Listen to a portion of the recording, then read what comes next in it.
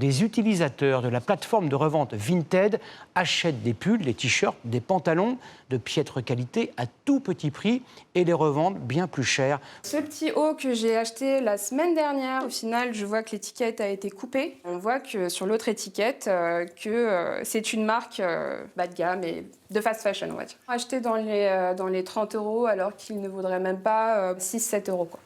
Mais aussi une veste, des bracelets, un maillot de bain. Des vêtements d'occasion présentés comme des articles de qualité, en réalité, il s'agit de vêtements premier prix vendus neufs à quelques euros. Quand Marine s'en est aperçue, elle a voulu se faire rembourser. La vendeuse n'a pas souhaité me répondre, j'ai même été bloquée par la suite. J'ai envoyé un premier courrier au site de revente et voilà, on m'a indiqué que ce n'était pas considéré comme une arnaque, donc il n'y aurait pas de suite. Voilà ce que lui a répondu le site internet. Nous avons constaté que le contenu que tu as signalé n'enfreint pas les règles de notre communauté et que nous ne pouvons donc pas prendre des mesures à l'encontre du vendeur. Nous avons voulu faire le test.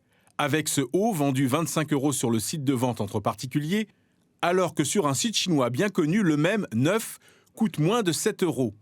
Est-ce que cette pratique est légale? Oui, selon cette experte.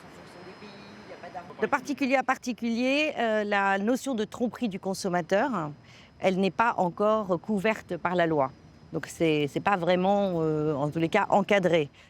Une affaire rentable. Certains vendeurs que nous avons contactés assurent qu'il est facile de dégager un revenu de 2 000 € par mois. Alors pour éviter les pièges, n'hésitez pas à réclamer des photos supplémentaires, notamment des étiquettes, pour obtenir des détails sur le produit.